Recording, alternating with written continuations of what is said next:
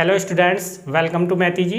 इस लेक्चर में मैं आपको एनसीईआरटी क्लास 11th मैथमेटिक्स का चैप्टर फर्स्ट सेट्स को पढ़ाने वाला हूँ। ठीक है ना। तो सेट्स को मैं आपको बिल्कुल सिंपल और सरल भाषा में बताऊंगा। ओके, तो इस लेक्चर में हम सेट्स का कंप्लीट सिलेबस डिस्कस करेंगे। ठीक है ना। चाहे वो आपका सिलेबस सीबीएसई बोर्ड एग्जाम के अनुसार हो या फिर आईआईटी जेईई का सिलेबस हो। ठीक है ना। साथ ही मैं आपको एनसीईआरटी के एग्जाम्पल भी सॉल्व कराऊंगा। ठीक है ना। और उसके बाद हम एक्सरसाइज के सॉल्यूशन भी देखेंगे। ठीक है ना। और जब हमारा ये सेट्स चैप्टर पूरा कंप्लीट हो जाएगा तो उसके बाद मैं आपको एक वीडियो लेक्चर में आईआईटी जेईई एग्जाम में जो प्रीवियस ईयरों में सेट्स चैप्टर से जो भी क्वेश्चन पूछे गए थे, ठीक है ना, उनके सॉल्यूशन मैं आपको दूंगा। ठीक है ना। जिसमें मैं आपको बताऊंगा कि कैसे हम शॉर्ट टाइम में सेट्स के क्वेश्चनों को सॉल्व कर सकते हैं। ठीक है ना। तो बच्चों ऐसा होता है कि आपका जो एग्जाम में आपको क्वेश्चन सॉल्व करना होता है और जेईई में जो क्वेश्चन सॉल्व करना होता है, ठीक है ना, दोनों में डिफरेंस होता है। ओके, वहाँ पर आपके लिए रिटन पूरा लिखना पड़ता है, टाइम भी आपके पास होता है, लेकिन जेईई में आपको कम टाइम में और ज़्यादा क्वेश्चन सॉल्व करने होते हैं। तो उसके लिए क्या है, उसके लिए आपको ट्रिक है पता होनी चाहिए। ठीक है ना। तो वो सब टेक्निक है मैं आपसे डिस्कस करूंगा। ओके, तो ये वीडियो लेक्चर सभी के लिए बेनिफिट है, चाहे वो आप क्लास 11th के स्टूडेंट हो या फिर जेईई की प्रिपरेशन कर रहे हो। ठीक है। तो अगर आप क्लास 11th के स्टूडेंट हैं तो आपके एग्जाम की भी तैयारी होती जाएगी और साथ में आपके जेईई की भी तैयारी होती जाएगी। ठीक है ना। तो इस वीडियो लेक्चर में हम सेट्स को कंप्लीट डिस्कस करने वाले हैं। ओके बच्चों, तो बच्चों डिस्कस करते हैं सेट्स को। ठीक है ना। तो सबसे पहले हम इसकी डेफिनेशन देखेंगे, सेट की डेफिनेशन क्या होती है, फिर उसके बाद हम क्वेश्चन देखेंगे। ठीक है ना। तो सबसे पहले देखो बच्चों, जान लो कि सेट जो थ्योरी थी, ठीक है ना, ये एक जर्मन मैथमेटिशियन थे जिन्होंने दी थी। उनका नाम था, ठीक है ना,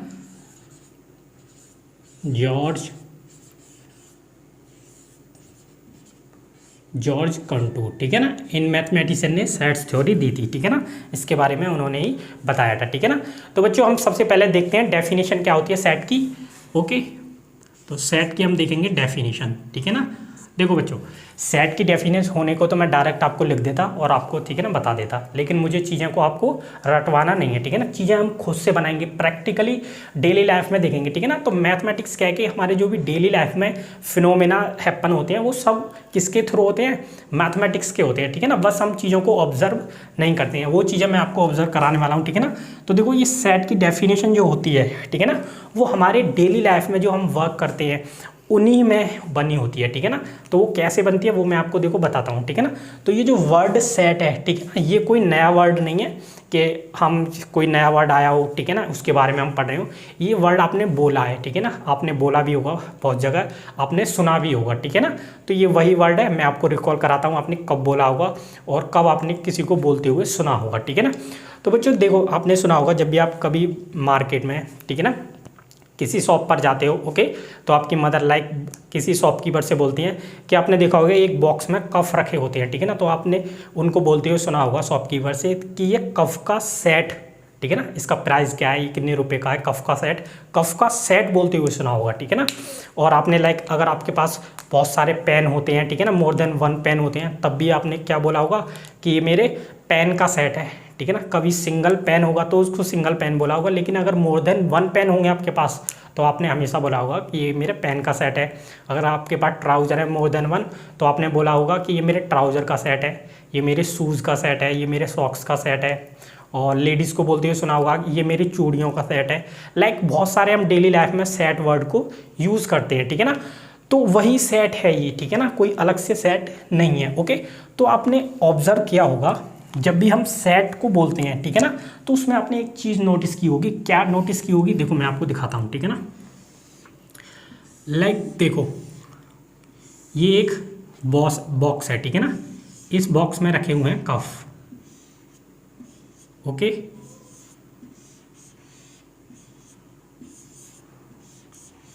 ठीक है ना, ये इस टाइप से कफ रखे हुए हैं बहुत सारे। और मैं आपको एक बॉक्स एक और दिखाता हूँ, एक बॉक्स में सिंगल कफ रखा हुआ है अच्छा सा, ठीक है ना, ये एक बॉक्स है और ये नंबर 2 ये बॉक्स है। ठीक है ना। तो आप प्रैक्टिकली सोचो, अगर मैं आपके सामने ये 2 बॉक्स होते हैं, आप इसको देखते हो, क्या इसको बोलोगे कफ ऑफ सेट? ठीक है ना। तो सोचो, ठीक है ना, प्रैक्टिकली सोचो, क्या ये अगर आपको दिखाई देता है तो आप इसको बोलोगे, सिंगल कफ को बोलोगे कफ ऑफ सेट? बिल्कुल नहीं बोलोगे। ठीक है ना। लेकिन अगर आपको ये बॉक्स दिखाई देता है जिसमें मोर देन वन कफ रखे हुए हैं तो आप बिल्कुल इसको बोलोगे कि ये कफ ऑफ सेट है। ठीक है ना। ओके, इसको आप बोलोगे। तो देखो आपने यहीं से आप ऑब्जर्व करो कि सेट वर्ड हम कब यूज़ कर रहे हैं, जब हमारी ऑब्जेक्ट मोर देन वन है। लेकिन जब सिंगल ऑब्जेक्ट रखी हुई है हमारी तो हमने उसको सेट नहीं बोला, ठीक है ना। जब मोर देन वन ऑब्जेक्ट है तो हमने उसको सेट बोला है।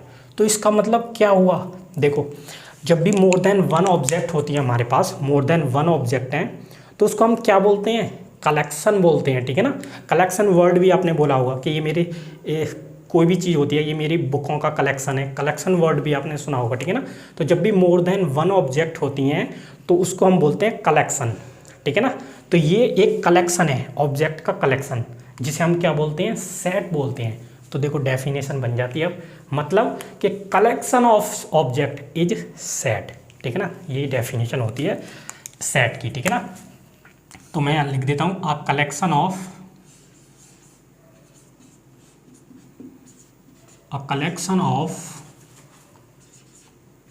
वेल डिफाइंड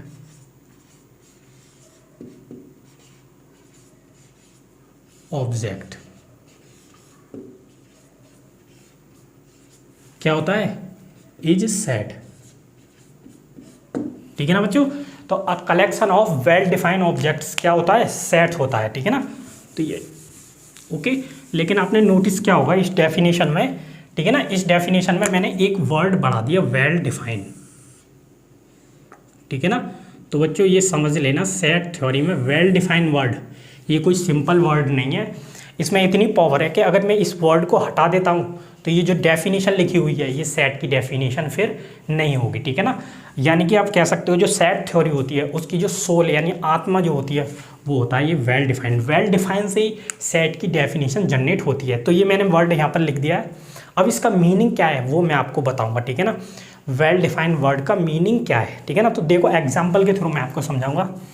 मैं एक चीज़ लिखता हूँ, ठीक है ना, मैं लिखता हूँ एक क्वेश्चन आपको लिखता हूँ कि कलेक्शन ऑफ, ठीक है ना, ध्यान से सुनना मज़ा आएगा आपको। Collection of world's favourite cricketer,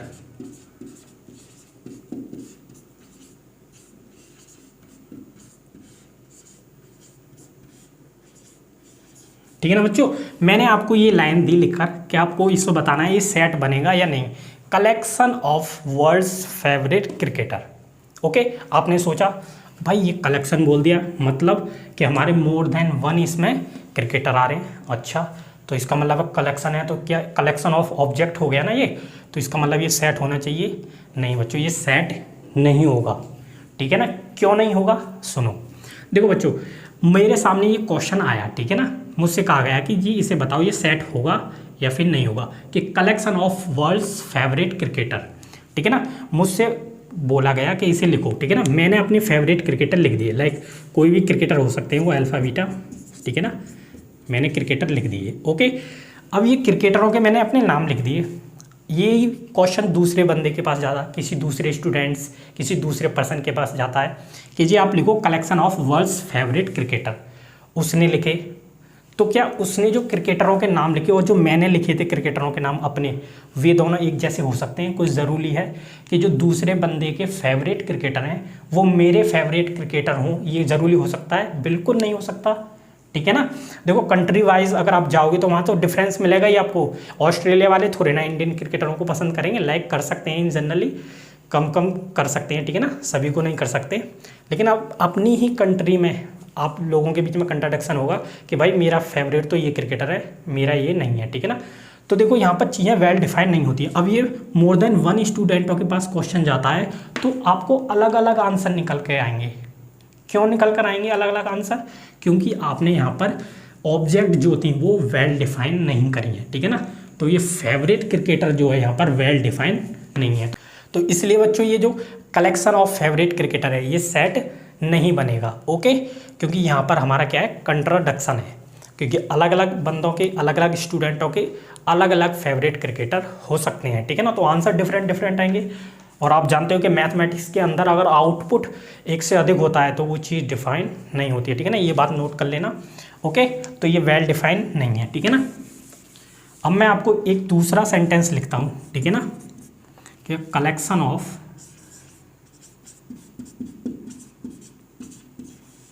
ठीक है ना, कलेक्शन ऑफ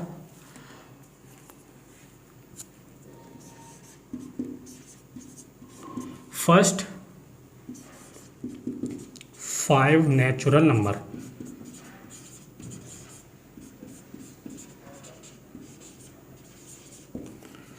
ठीक है ना, मैंने आपको एक ये क्वेश्चन दिया कि collection of first 5 natural number क्या सेट बनाएगा? यस बनाएगा। क्यों बनाएगा भाई? अगर फर्स्ट 5 नेचुरल नंबर देखे जाएं तो वो कौन से होते हैं? 1 2 3 4 5 होते हैं। क्या किसी स्टूडेंट के पास ये क्वेश्चन जाता है और मैं ये लिख के देता हूँ कि ये है जी फर्स्ट 5 नेचुरल नंबर, क्या वो इसे डिनाई कर सकता है? नहीं कर सकता। अब वर्ल्ड में कहीं पर चले जाओ और इसे 2 क्वेश्चन लिखकर कि collection of first 5 natural number 1 2 3 4 5 ही होंगे फर्स्ट 5 नेचुरल नंबर, यस होंगे। तो इस क्वेश्चन के बारे में, इस स्टेटमेंट के बारे में पूरे वर्ल्ड में एक ही ओपिनियन होगा कि यस कि 1 2 3 4 5 सभी सही हैं। तो इसका मतलब यह है क्या है कि सभी के आंसर सेम आएंगे। तो ये एक वेल डिफाइन है। इसमें फर्स्ट 5 नेचुरल नंबर जो लिखा है ये चीज़ क्या है? इसमें वेल डिफाइन है। और जो ऑब्जेक्ट हैं वो अगर वेल डिफाइन है तो उनका जो कलेक्शन होता है वो क्या बना देगा बच्चों? सेट बना देगा। तो इसलिए ये सेट होगा। ठीक है ना। तो वेल डिफाइन में ये अंतर होता है कि अगर आपकी चीज़ें वेल डिफाइन नहीं है तो वो कलेक्शन उन ऑब्जेक्टों का सेट नहीं बनाएगा, अगर वेल डिफाइन है तो वो सेट बनाएगा। ठीक है ना। तो आपको ये डिफरेंस समझ आ गया होगा। ठीक है ना। बस ये है, इसमें आप इसे नोट कर सकते हैं। ठीक है ना। तो डेफिनेशन देखो बच्चों, ये थी सेट की डेफिनेशन और इसमें मैंने आपको हर वर्ड का मीनिंग बता दिया। अब ये आपको समझ आ गई होगी। ठीक है ना बच्चों। तो ये आपके सेट की डेफिनेशन कंप्लीट हो जाती है। आई होप आपको ये समझ आई होगी। ठीक है ना। अब इस पर हम कुछ क्वेश्चन न्यूमेरिकल सॉल्व करते हैं। ठीक है ना, जिससे आपको इस डेफिनेशन को समझने में और आसानी होगी। ठीक है ना। तो बच्चों मैं अब आपको बताता हूँ कि मैथमेटिक्स के अंदर कलेक्शन ऑफ ऑब्जेक्ट को लेकर सेट में कैसे लिखा जाता है। ठीक है ना। उनका आप सेट कैसे बनाओगे? पेन की हेल्प से पेपर पर। ठीक है ना, क्योंकि आपको लिखना है तो ऑब्जेक्ट आपके पास होंगे तो उनको कैसे लिखोगे? ठीक है ना, सेट जैसे कि वो सेट बनाए। ठीक है ना। तो जो मैथमेटिशियन थे उन्होंने बताया था कि जब भी आपके पास ऑब्जेक्ट हो तो उनको आपको एक बॉक्स में लिखना है। ठीक है ना, कुछ रूल के साथ, वो सब मैं आपको बताता हूँ। ठीक है ना। तो बच्चों अगर आपके पास जो भी ऑब्जेक्ट हैं जिनको आपको सेट में लिखना है तो उनको आपको पहले एक ब्रैकेट में लिखना होता है, करली ब्रैकेट में। ठीक है ना, ध्यान से देखना, ये पीछे घुंडी लगा दी जाती है। ठीक है ना, इस वाले करली ब्रैकेट में लिखना है। ठीक है ना। अब इसमें देखो ऑब्जेक्ट अपनी आपको लिखनी होती है। ठीक है ना। तो आपको जब भी ऑब्जेक्ट लिखनी हो तो 2 ऑब्जेक्ट के बीच में कॉमा आपको लगाना। मैं यहाँ पर लिख देता हूँ रूल फर्स्ट के कॉमा बिटवीन, ठीक है ना, comma between 2 object in set. ठीक है ना, इस सेट में जब लिखोगे ऑब्जेक्ट्स को तो उनके बीच में आपको कॉमा यूज करना है। ठीक है ना। दूसरा ये है बच्चों कि अगर आपके पास एक से अधिक एक जैसी ऑब्जेक्ट हैं, ठीक है ना, तो उनमें से आपको केवल एक ही लेनी है सेट में लिखने के लिए। ठीक है ना, एक जैसी आपको एक से अधिक हो सकती हैं, 2 हो सकती हैं, 3 हो सकती हैं, तो उनमें से केवल आपको एक ही लेनी है, सारी नहीं लिखनी है। तो एक जैसी ऑब्जेक्ट सेट के अंदर नहीं लिखी जाती हैं, केवल उनमें से एक ऑब्जेक्ट ली जाती है सेट में लिखने के लिए। तो मैं यहाँ पर वो रूल लिख देता हूँ। ठीक है ना,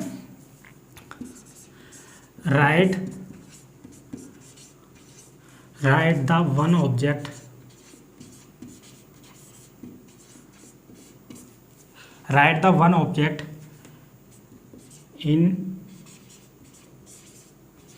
more than one same object in set। ठीक है ना।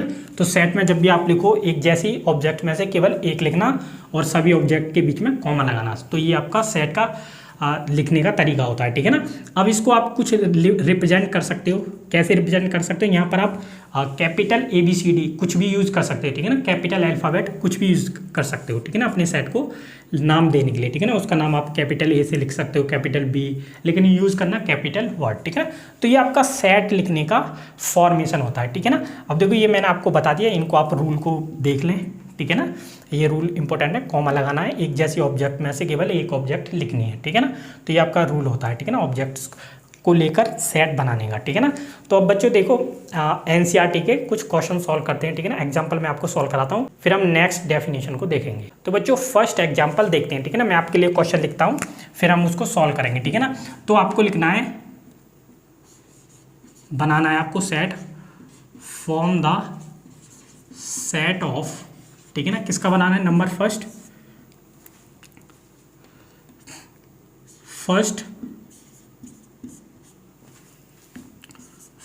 6 इवन नंबरों का जो कलेक्शन बनेगा उसको सेट में लिखना है, ठीक है ना।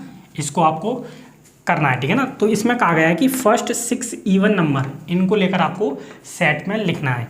तो आप जानते हो इवन नंबर अपने लिख लो, आप कौन से होते हैं। फर्स्ट इवन नंबर आप जानते हो ऐसे नंबर जो केवल 2 से कंप्लीट डिवाइड होते हैं, ऐसे नंबर क्या होते हैं, इवन नंबर होते हैं। तो फर्स्ट इवन नंबर होता है 2, फिर एक होता है 4, फिर क्या होता है, फिर 6 होता है, फिर क्या होता है 8 होता है, 10 होता है और 12 होता है, ठीक है ना। तो बच्चों आपको 6 लेने हैं केवल, वो कैसे लेने हैं, इवन नंबर लेने हैं पहले 6। तो 2 4 6 8 10 11 12 सॉरी 1 2 3 4 5 6 हो गई, ठीक है ना ये। अब इनको आपको लिखना है सेट में। तो मैंने क्या बताया था कि करली ब्रैकेट लगाना है, ठीक है ना।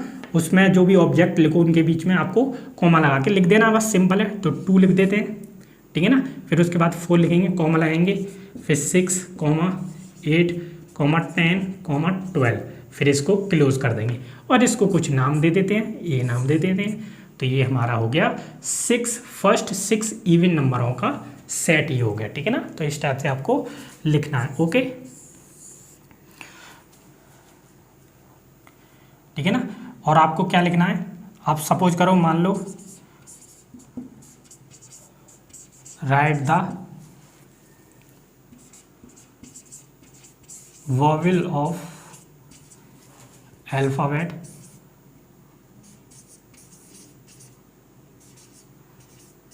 ठीक है ना।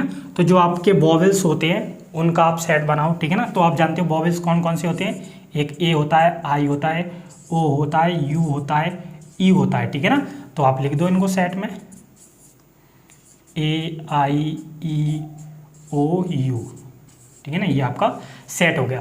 देखो एक कन्फ्यूजन और दूर कर देता हूँ मैं आपको। देखो बच्चों, अगर मैं ए वर्ड को यहाँ पर लिख देता हूँ, आई को लिख देता हूँ इसकी जगह, ठीक है ना। लाइक अगर मैं ये कर देता हूँ ए ई आई ओ यू, ये सेट होगा क्या, ये सेट होगा, यस होगा। तो ध्यान रखना कि जो ऑब्जेक्ट लिखी जाती हैं सेट के अंदर उनका ऑर्डर आप चेंज कर सकते हो, ठीक है ना। आपकी मर्जी है कि आप ओ को पहले लिखें या फिर इस पोजीशन पर, किसी भी पोजीशन पर किसी भी ऑब्जेक्ट को आप लिख सकते हो, ठीक है ना। तो ये आपका ये आप यहाँ पर फ्री हो। तो जैसे यहाँ पर कोई ज़रूरी नहीं है कि 2 मैं यहाँ पर लिखूँ, मैं 4 यहाँ पर लिख सकता हूँ, 2 यहाँ पर लिख सकता हूँ, ठीक है ना। ये मैं फ्री होता हूँ। तो ऑर्डर मैटर नहीं करता है सेट के अंदर, ठीक है ना। ये और छोटा सा रूल लिख देना, ठीक है ना। तो ये सभी क्या होते हैं, सेट होते हैं, ठीक है ना। तो इन एग्जाम्पल को आप नोट कर सकते हो, ओके बच्चों। तो देखो आप फर्स्ट एक्सरसाइज जो है आपकी एनसीईआरटी, उससे पहले आपकी एक और डेफिनेशन रह जाती है, ठीक है ना। वो होती है कि रिप्रेजेंटेशन ऑफ सेट। सेट को रिप्रेजेंट करने के 2 मेथड होते हैं। 1 मेथड मैंने आपको ये बता दिया, लेकिन इसका नाम क्या है वो मैं आपको बताऊंगा। और जो सेकंड मेथड होता है उसको मैं आपको बताऊंगा, ठीक है ना। और वो क्यों आया सेकंड मेथड, वो रीज़न भी मैं आपको बताऊंगा, ठीक है ना। तो उन मेथडों को डिस्कस करते हैं। तो बच्चों सेट को रिप्रेजेंट करने के 2 मेथड होते हैं, ठीक है ना। उन दोनों मेथडों के मैं आपको नाम बताता हूँ, ठीक है ना। और उन पर मैं आपको क्वेश्चन भी सॉल्व कराता हूँ, ठीक है ना। तो देखो बच्चों, फर्स्ट मेथड होता है टेबुलर फॉर्म। इसी से हमने पीछे क्वेश्चन सॉल्व किए थे, ठीक है ना। टेबुलर या फिर इसको बोलते हैं रोस्टर मेथड,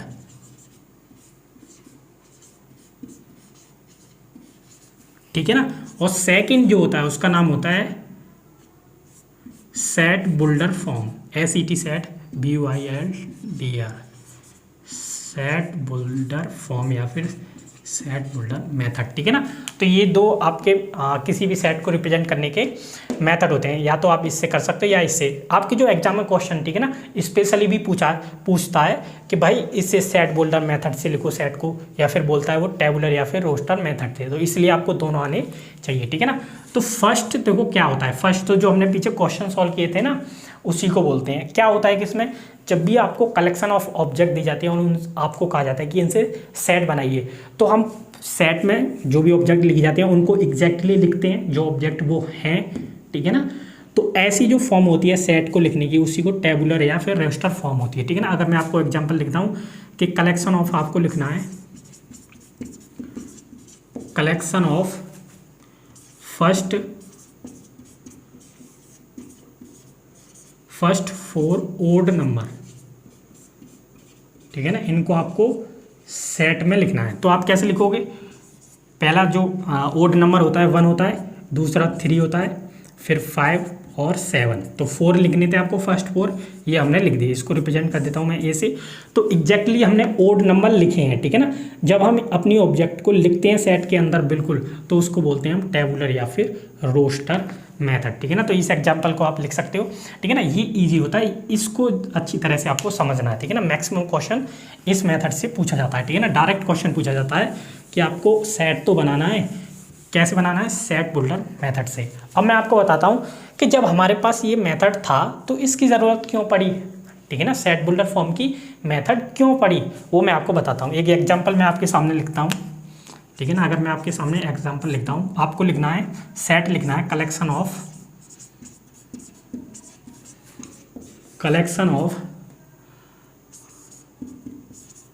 फर्स्ट 1000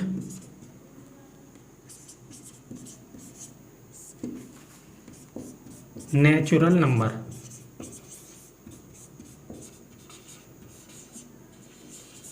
ठीक है। आपसे कहा गया क्वेश्चन कि collection of first 1000 natural number, ठीक है ना। यानी कि जो आपके फर्स्ट 1000 नेचुरल नंबर हैं उनके कलेक्शन का आप सेट बनाओ। सेट लिखो पेन से पेपर पर, ठीक है ना। पेन की हेल्प से आपको लिखना है। तो देखो बताओ क्या पॉसिबल है कि मैं 1000 नेचुरल नंबर अपने पेन से पेपर पर, ये पॉसिबल है लिखना कि 1 2 3 1000 तक मैं लिखता चलूँ, ठीक है ना। ये पॉसिबल नहीं है। तो बच्चों जब भी ऑब्जेक्ट हमारे पास बहुत सारी हो जाती हैं, ठीक है ना, तो उसको पेन की हेल्प से पेपर पर लिखना पॉसिबल नहीं होता, ठीक है ना। तो फिर हमारे पास एक ऐसा मेथड होना चाहिए जो उस बहुत सारी ऑब्जेक्टों को थोड़े कम, ठीक है ना, नंबरों में रिप्रेजेंट कर दे सेट में, ठीक है ना। तो वही काम ये सेट बोल्डर मेथड करता है कि जब आपके पास बहुत सारी ऑब्जेक्ट होती हैं और उनको आपको अगर सेट में लिखना होता है तो ये उसका एक छोटा फॉर्म बना देता है और अपने सेट को ये लिख देता है। अब ये कैसे लिखता है वो मैं आपको बताता हूँ, ठीक है ना, कैसे आपको लिखना है, ठीक है ना। तो बच्चों देखो आपको कैसे लिखना है, आपको अपने सेट में, इसमें लिखने के लिए हमें एक्स यूज़ किया जाता है, एक्स, ठीक है ना। ये वेरिएबल एक्स यूज़ किया जाता है, एक्स को लिखते हैं, ठीक है ना। फिर यहाँ पर ये लगाते हैं 2 डैश, 2 ये पॉइंट, ठीक है ना। इनको बोलते हैं सच दैट पढ़ते हैं, ठीक है ना। इनको मैं लिख देता हूँ सच दैट पढ़ते हैं, इनको सच दैट, ठीक है ना। तो इसको सच दैट बोला जाता है, ठीक है ना। तो आपको एक्स लिखना है, सच दैट लगाना है। फिर उसके बाद आपको क्या करना है, जिन ऑब्जेक्ट को लेकर आपको सेट बनाना है उन ऑब्जेक्ट का नाम आपको एक्स को दे देना है, ठीक है ना। एक्स को वो उन ऑब्जेक्ट का नाम दे देना या लिख देना, बस ये आपकी सेट बोल्डर फॉर्म होती है, ठीक है ना। ऐसे किसी भी बड़े सेट को आप इस छोटे से फॉर्मेट में लिख सकते हो, ठीक है ना। अब मैं इस वाले क्वेश्चन को इस फॉर्म से लिख के दिखाता हूँ, ठीक है ना। फिर आपको समझ आ जाएगा कि कैसे लिखना होता है, ठीक है ना। देखो इसमें कहा गया है कि collection of first 1000 natural number का आपको सेट लिखना है। तो क्या करना है आपको, अपने सेट को, मैंने कहा था एक्स को बताना है आपको। एक्स क्या है बच्चों, देखो नेचुरल नंबर है, ठीक है ना। इसमें 2 प्रॉपर्टी हैं, नेचुरल नंबर तो लेने हैं, देखो ध्यान से पढ़ो, इसमें 2 प्रॉपर्टी हैं। नेचुरल नंबर तो आपको लेने हैं, लेकिन कैसे लेने हैं, फर्स्ट 1000, पहले 1000 नेचुरल नंबर लेने हैं, ठीक है ना। तो एक्स हमें कहाँ से लेना है, नेचुरल नंबर से, तो इसको करा देना बिलोंग, ठीक है ना। इसका मतलब ये होता है कि बिलोंग्स टू एन, ठीक है ना। और मैंने एक बात नहीं बताई आपको, ठीक है ना। अगर सपोज करो आपके सेट में ए बी, ये 2 नंबर 2 अल्फ़ाबेट है, ठीक है ना, ए बी। अगर मुझे ये दिखाना हो कि ए स्मॉल ए, ठीक है ना, इस नाम को मैं और कुछ दे देता हूँ, लाइक मैं दे देता हूँ जेड, ठीक है ना, स्मॉल ए जेड में है, ठीक है ना, जेड सेट में है, तो उसको मैं लिखूंगा कैसे, इसको लिखूंगा मैं ए बिलोंग्स टू जेड, इसको पढ़ते हैं बच्चों बिलोंग्स टू, ठीक है ना। आपके सेट में अगर कोई ऑब्जेक्ट बिलोंग करती है तो उसको ऐसे लिखा जाता है ए बिलोंग्स टू जेड। अगर सपोज करो यहाँ पर देखो ई क्या इसमें बिलोंग कर रही है, नहीं करती है, तो इसको लिख देते हैं बिलोंग्स लगाते हैं और इसको कट कर देते हैं, ठीक है ना, तो इसका मतलब होता है नॉट बिलोंग्स टू, ठीक है ना, इसको नोट कर लेना, ठीक है ना। ये आपके जो सिंबल होते हैं ये आपको आगे जाके और यहाँ पर ही आपको यूज़ होंगे, ठीक है ना।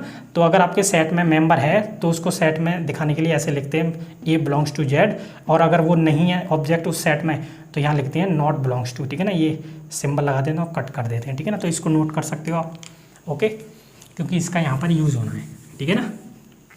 तो देखो x मेरा क्या है, नेचुरल नंबर है, तो मैंने दिखा दिया कि x belongs to natural number, ठीक है ना, मुझे बताना था सच दैट, अब मुझे बताना है कि x है क्या, तो x है आपका 1 से बड़ा, ठीक है ना, 1 से ग्रेटर देन और इक्वल और लेस देन इक्वल टू 1000, ठीक है ना। इसका मतलब ये है बच्चों कि आपको x यानी जो नेचुरल नंबर है वो 1 से स्टार्ट करना है और 1000 तक जाना है, ठीक है ना। तो ये होती है सेट बुल्टर फॉर्म, ठीक है ना, इसमें हम किसी भी बड़े सेट को आसानी से लिखते हैं, ठीक है ना। तो बच्चों ये आपकी फर्स्ट एक्सरसाइज से पहले की सारी जो थ्योरी थी वो फिनिश हो जाती है, ठीक है ना।